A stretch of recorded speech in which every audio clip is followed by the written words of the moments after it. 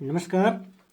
हम लोग मैथ में मिश्रण पढ़ रहे हैं और आज इस क्लास में पढ़ेंगे कि जब समान मात्रा कई बार घटाई और बढ़ाई जाए तब किस तरह का मिश्रण प्राप्त होता है और उस पर आधारित प्रश्नों को कैसे हल करते हैं।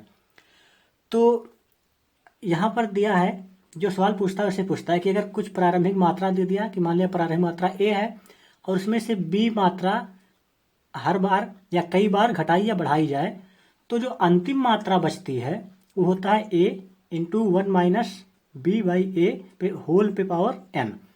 यानी कि ए प्रारंभिक मात्रा है, बी मात्रा उसमें से घटाई जा रही है और कितनी बार घटाई जा रही है, n बार। ये n 2 भी हो सकता है, 3 भी हो सकता है, 4 भी हो सकता है, कुछ भी हो सकता है। सवाल में चलिए देखते हैं, ठीक है। तो प्रश्न दिया है कि किसी बर्तन में 50 लीटर द्रव रखा गया है, यानी कि जो प्रारंभिक मात्रा है ए है 50 लीटर, ठीक है। उसमें से 5 लीटर द्रव निकालकर इतना ही दूसरा द्रव डाल दिया जाता है। तो निकाले गई मात्रा है, घटाई गई मात्रा कितना है, 5 लीटर, ठीक है। 5 लीटर द्रव निकाल करके इतना ही दूसरा द्रव डाल दिया जाता है और यह क्रिया 2 बार दोहराई जाती है, ठीक है। यह क्रिया कितनी बार दोहराई जाती है, 2 बार। तो अंत में बर्तन में पहले द्रव की मात्रा कितनी रह जाएगी, यानी कि शेष मात्रा कितनी बचेगी। तो अंतिम मात्रा या शेष मात्रा बात एक ही है, ठीक है। तो ही फॉर्मूला लगेगा ए यानी कि प्रारंभिक मात्रा 1 - बी यानी कि निकाली गई मात्रा या घटाई गई मात्रा बटे में ए यानी कि प्रारंभिक मात्रा और पावर n कितनी बार दोहराएगी। तो यहाँ पर सवाल में दिया 2 बार दोहराएगी। अगर 3 बार ही बात दोहराई गई होती तो यहाँ पर 3 होता, 4 बार दोहराई गई होती तो 4 होता, ठीक है। तो जो भी सवाल में देगा उतनी ही बार करेंगे, ठीक है। अब यहाँ पर क्या होगा, ये इसे हल करेंगे तो 5 के 5 ये हो जाएगा 1/10। इसका एलसीएम लेंगे तो 10 - 1 यानी कि 9/10 और 9/10 का गुणा होगा 2 बार, ठीक है, क्योंकि पावर 2 है। तो इसे हल करेंगे तो ये कितना होगा, 100 से 100 कट जाएगा, 9 - 9 81, 81 में 5 से गुणा करेंगे तो 5 के 5 और 5 × 8 40 यानी कि 405 बटे में 10 होगा और बटे में 10 है तो एलसीएम लगा देंगे यानी कि दशमलव बढ़ा देंगे यहाँ पर, तो जगह 40.5 लीटर, ठीक है। तो शेष बची मात्रा कितनी हो जाएगी, 40.5 लीटर। काफ़ी आसान सवाल होते हैं, बस इसमें थोड़ा सा कैलकुलेशन है, ठीक है। आपको ये फॉर्मूला याद होनी चाहिए। तो इस तरह से जब कई बार समान मात्रा में घटाई या बढ़ाई जाती है तो इस तरह के सवाल ऐसे पूछ जाते हैं।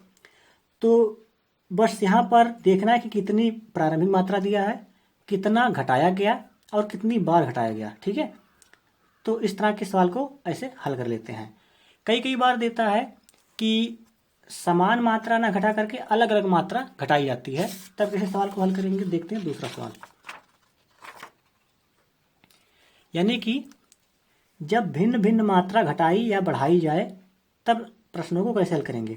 तो यहाँ पर जो शेष मात्रा बचता है, जैसे मान लिया कि ए प्रारंभिक मात्रा है, उसमें से एक बार बी घटाया गया, बी मात्रा घटाया गया, फिर सी मात्रा घटाया गया, फिर डी मात्रा घटाया गया, तो इस फॉर्मूले पर रख देते हैं और बटे में एक प्रारंभिक मात्रा होता है, इस फॉर्मूले पर रखकर शेष मात्रा या अंतिम मात्रा निकाल लेते हैं, ठीक है। जैसे यहाँ पर दिया है कि एक बर्तन में 40 लीटर ग्लिसरीन रखा है, यानी कि प्रारंभिक मात्रा कितना दे दिया, 40 लीटर। उसमें से 10 लीटर ग्लिसरीन निकाल करके पहली बार कितना निकाला गया, 10 लीटर, ठीक है। निकाल करके इतना ही पानी डाला गया, पुनः 8 लीटर मिश्रण निकाल करके, यानी कि सी क्या किया गया, 8 लीटर निकाल करके इतना ही पानी डाला गया। अब अंत में बर्तन में ग्लिसरीन की मात्रा कितनी रह जाएगी, ठीक है। तो बस क्या करेंगे, शेष मात्रा वाले फॉर्मूले में रख देंगे। तो जो शेष ग्लिसरीन की मात्रा होगी ए यानी कि प्रारंभिक मात्रा 1 - b/a इंटू 1 - c/a। तो 2 ही बार निकाला गया, अगर तीसरी बार निकाला गया होता तो d/a कर देते, ठीक है। इसी को अब हल कर लेंगे तो ये 40 होगा, 1/4 होगा, एलसीएम लेंगे तो 4 में से 1 जाएगा, 3/4 बचेगा, ठीक है। यहाँ पर ये 1/5 होगा, एलसीएम लेंगे तो 5 में से 1 जाएगा तो 4/5 होगा, अब इसी को हल कर लेंगे। हल कैसे करेंगे? 4 से 4 कैंसिल हो जाएगा, 5 अट्ठे 40 और 8 त्रिक 24, यानी कि अंत में इस तरह से 24 लीटर ग्लिसरीन बचे जाएगा। ठीक है, एक ग्लिसरीन की मात्रा रह जाएगी।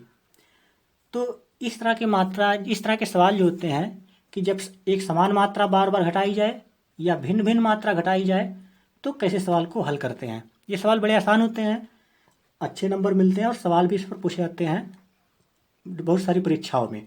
ठीक है, तो इस टॉपिक पर हमने 2 सवाल लगाए और इसी 2 तरह के सवाल ही पूछे जाते हैं।